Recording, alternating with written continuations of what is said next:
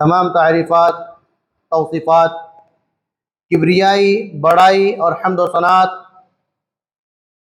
उस ज़ाती अक़दस के लिए, उस मालिक हक़ीक़ी के लिए है जिस रब्ब कायनात ने, जिस अहकमुल हाकिमीन ने, जिस गफ़ूरुर रहीम ने इस तमाम दुनिया को पैदा फरमाया और दुनिया के अंदर जितनी भी चीज़ें हैं, चाहे वो जानदार हों, बेजान हों, चरिंदे हों, दरिंदे हों या परिंदे हों, उन सब को वजूद बख्शा और इन्हीं सब चीज़ों के साथ साथ अल्लाह रब्बुल आलमीन ने अपनी खलकत में से एक तख्लीक इंसान की जिसको अल्लाह रब्बुल आलमीन ने अशरफुल मखलूक़ात के लक़ब से नवाजा। अशरफुल मखलूक़ात के लक़ब से इसलिए अल्लाह रब्बुल आलमीन ने नवाजा क्योंकि अल्लाह रब्बुल आलमीन ने एक वसाअत, एक ताकत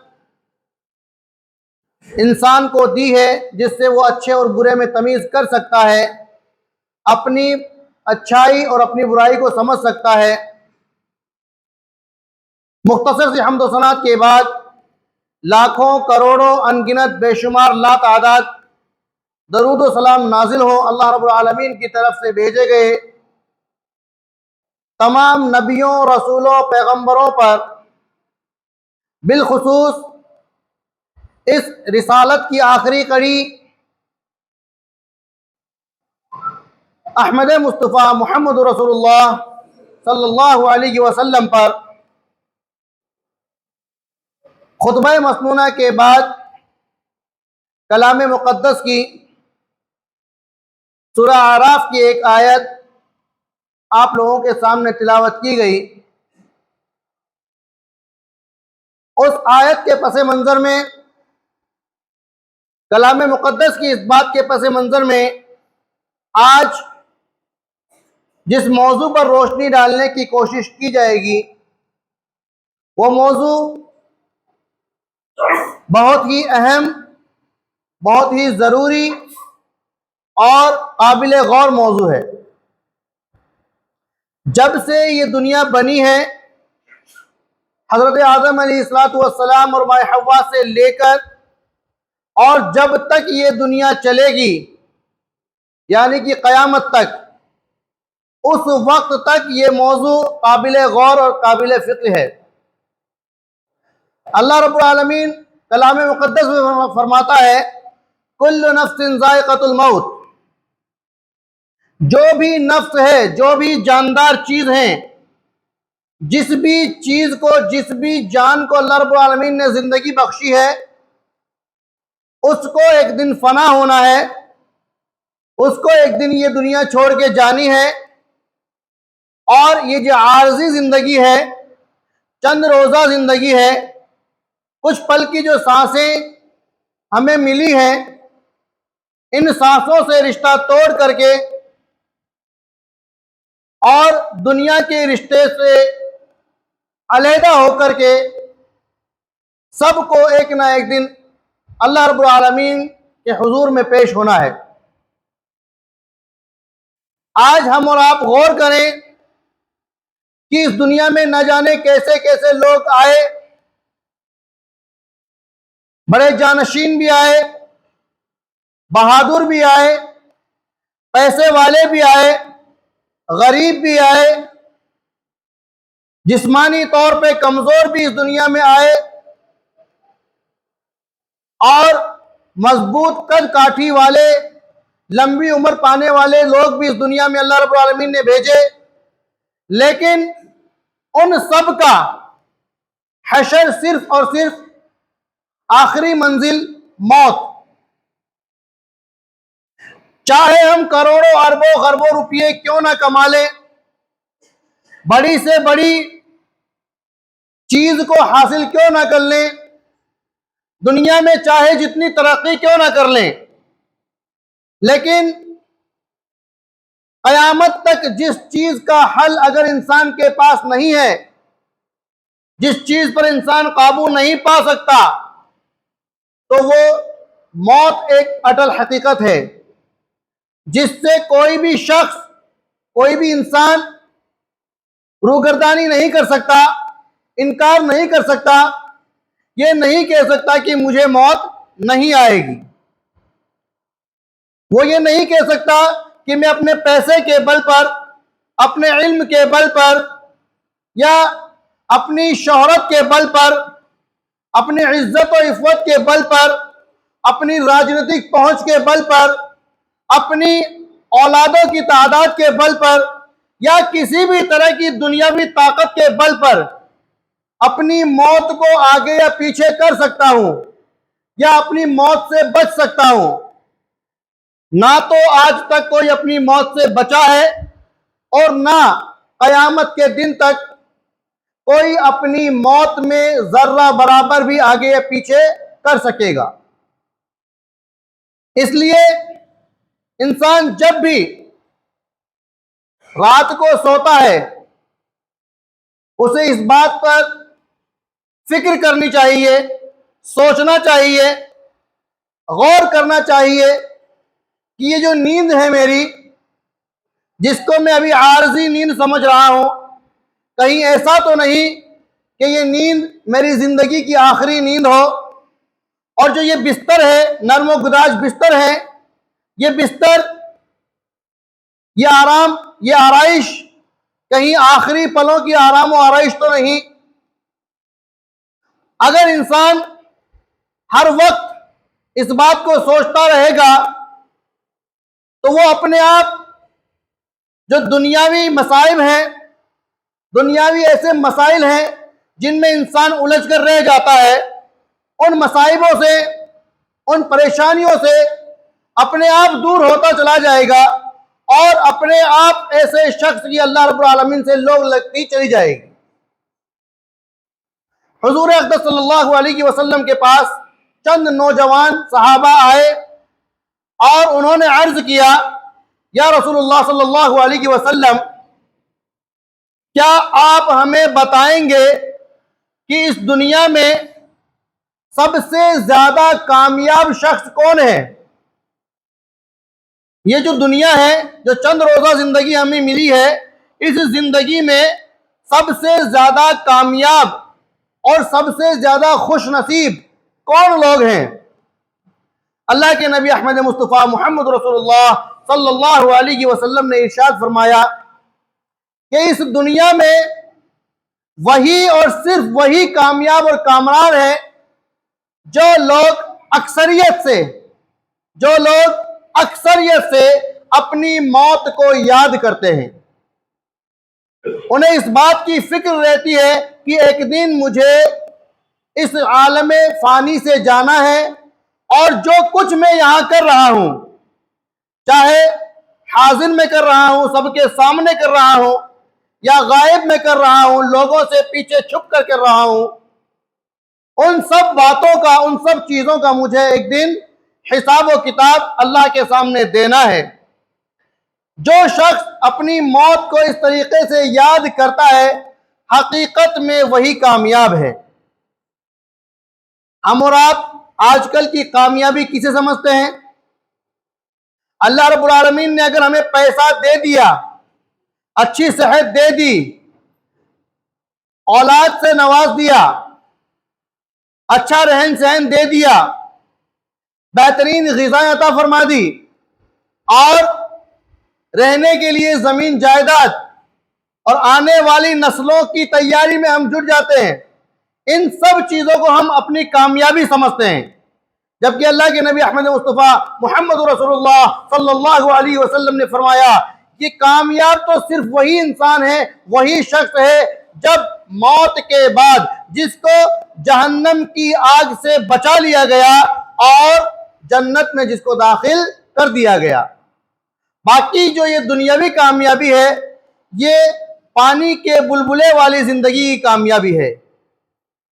इस जिंदगी का कोई भरोसा नहीं, कौन किस वक्त हम सब के बीच से जुदा हो जाए और किस वक्त किस शख्स को हमें कांधा देना पड़ जाए।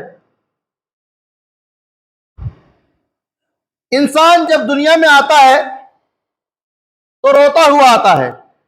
जब कोई बच्चा इस दुनिया में जन्म लेता है, उसकी पैदाइश होती है, तो वो रोता हुआ इस दुनिया में आता है।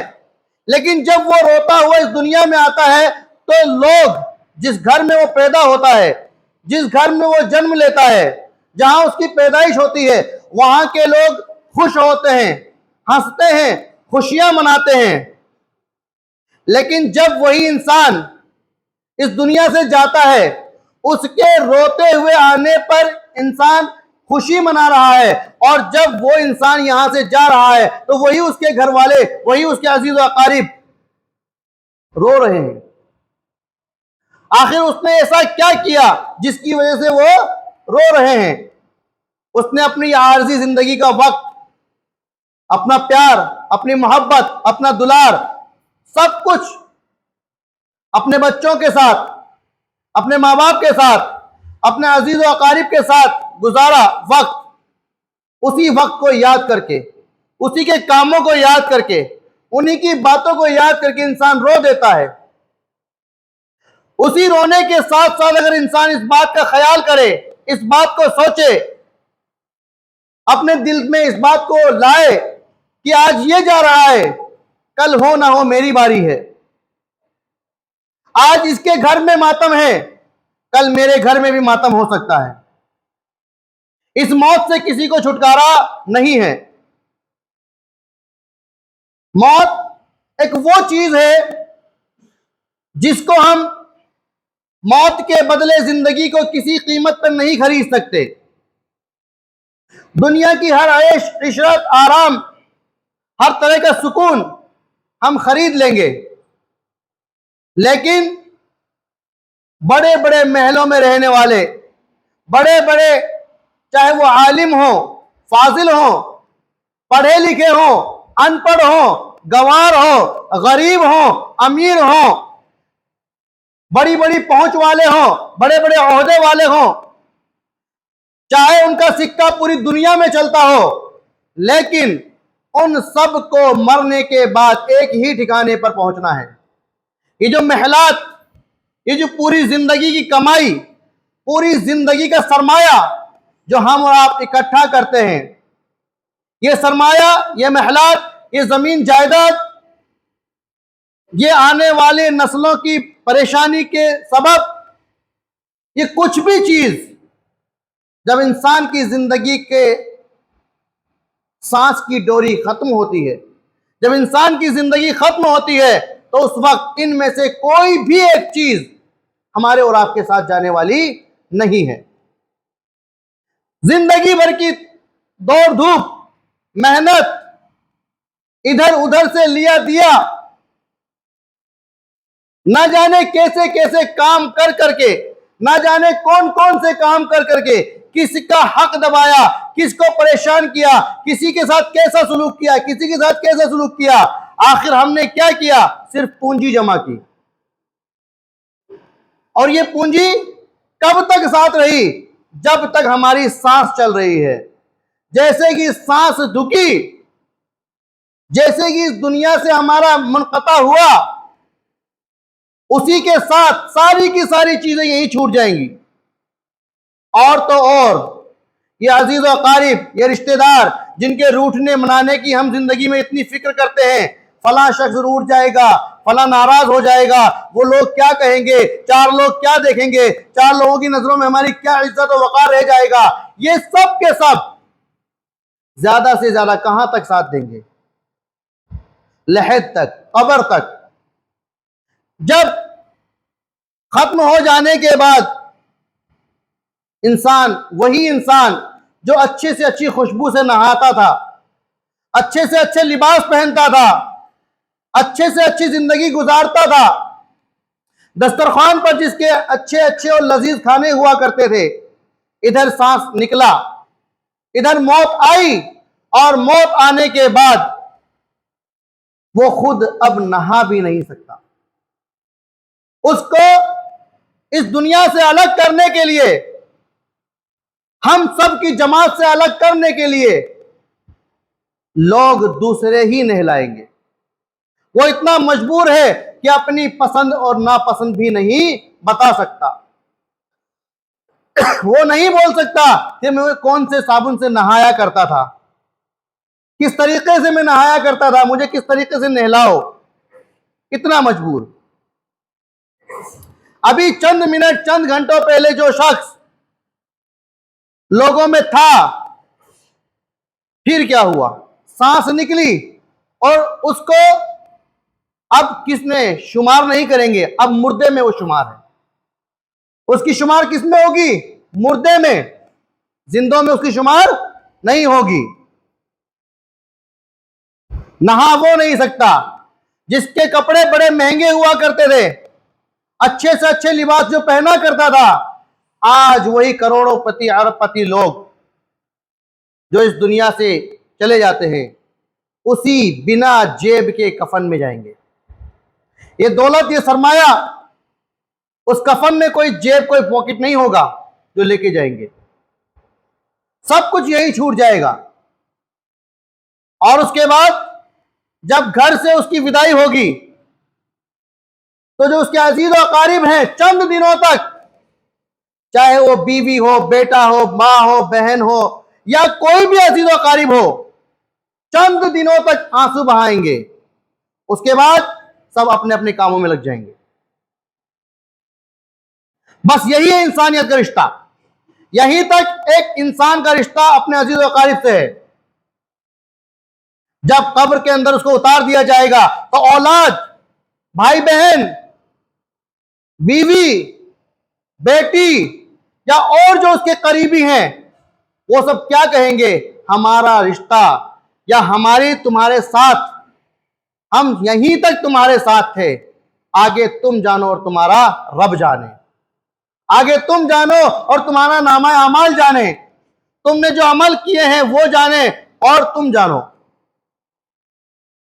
वो जो उसने जैसे भी अमल किए, अच्छा किया, बुरा किया, इधर का उधर किया, कुछ भी किया, किसके लिए किया? अपने आप के लिए किया? नहीं, अपनी औलाद के लिए, अपनी बीवी बच्चों के लिए, अपने माँ बाप के लिए, और लोगों में पहचान बनाने के लिए, अपने अजीज और अकारिब के लिए, अपना नाम कमाने के लिए कि लोगों में मेरा नाम होगा। लेकिन वो सारी चीजें कहां तक काम आई? सिर्फ सांस निकलने तक। सांस निकल जाने के बाद तो लोग भी यही पूछेंगे कि डेड बॉडी को कब उठाया जा रहा है, कब घर से निकाला जा रहा है। जिस शख्स ने पूरी जिंदगी की मेहनत से उस घर को बनाया, सजाया, संवारा, उसी शख्स को निकालने का टाइम पूछा जाएगा, कब निकाला जा रहा है। और हम गुमान करते हैं, हम घमंड करते हैं, हम सोचते हैं कि हमने इतना कमा लिया, इतना रुपया जमा कर लिया, ऐश की जिंदगी जिएंगे। कब तक जिएंगे? 10 साल, 20 साल, 30 साल, 50 साल, 60 साल जिंदगी, 70 साल जिंदगी। आखिर एक दिन जाना तो होगा। लहद के आगे कोई काम नहीं आएगा।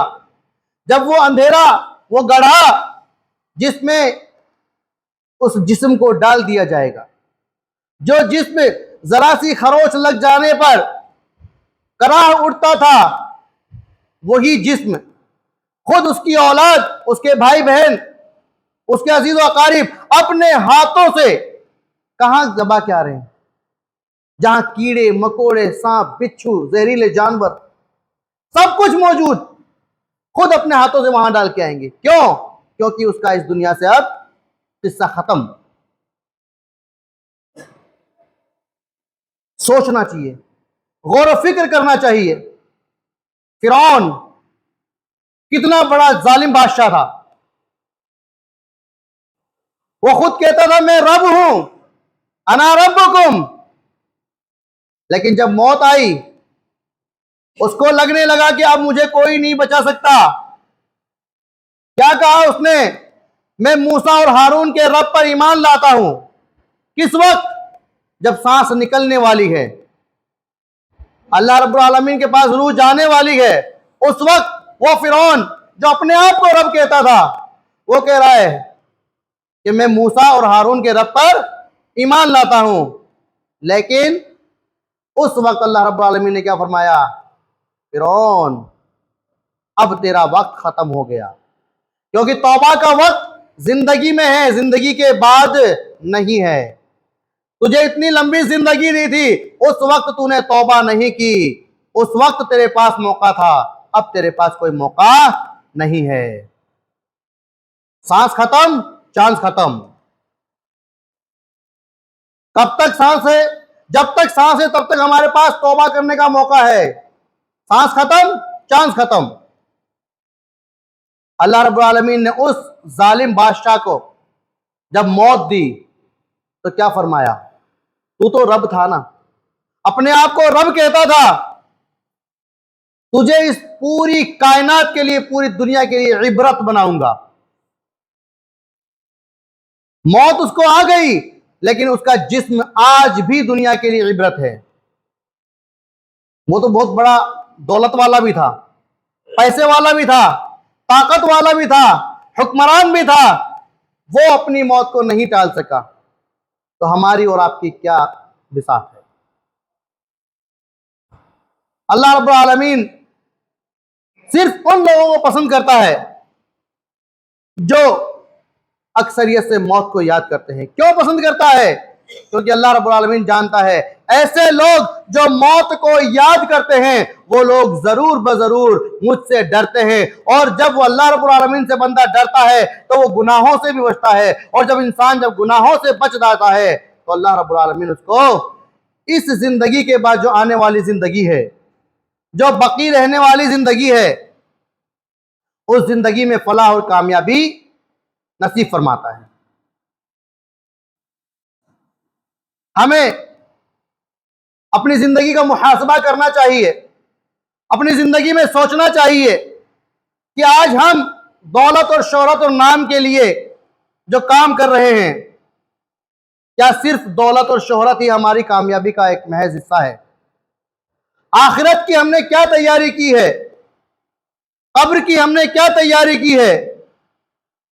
और कब्र के बाद जब इसराफील अलैहिस्सलाम सूर फूकेंगे और तमाम खलकत को वापस अल्लाह रब्बुल आलमीन के सामने खड़ा कर दिया जाएगा, उस वक्त जब नामा अमाल हमारे हाथों में दिए जाएंगे, उस वक्त की क्या तैयारी की है? इन तैयारी को जब हम इंसान सोचें, देखें, अपने आप का मुहासबा करें, तो बहुत सी ऐसी बुराइयां हैं जो अपने आप ही हमारे मुआशरे से अलग हो जाएंगी। इंसान अपने आप में सुधार करे, पूरा मुआशरा अपने आप सुधर जाएगा। अल्लाह रब्बुल आलमीन से दुआ है, अल्लाह रब्बुल आलमीन हम तमाम मुसलमानों को दुनिया के जिस भी कोने में जहां भी मुसलमान हैं, अल्लाह रब्बुल आलमीन हमें हकीकत में अल्लाह रब्बुल आलमीन से डरने वाला बना दे। और जो छोटे सगीरा कबीरा गुनाह हमसे जाने अनजाने में हो जाते हैं, अल्लाह रब्बुल आलमीन हमारे तमाम सगीरा कबीरा गुनाहों को माफ़ फरमा दे। या अल्लाह, जो इस दुनिया से जा चुके हैं उन तमाम तेरे बंदों की कब्रों को तो नूर से भर दे। या अल्लाह, जो परेशान हैं, बदहाल हैं, बीमार हैं, उनको शिफाए कामिला आजिला अता फरमा। और या अल्लाह, हम सब के दिलों में सच्चा पक्का ईमान तो पैदा फरमा दे। या अल्लाह, तेरे दीन पर चलने वाला सच्चा और पक्का मुसलमान बना दे। व आखिरु दावाना अल्हम्दुलिल्लाहि रब्बिल आलमीन। अस्सलामु अलैकुम व रहमतुल्लाहि व बरकातुहू।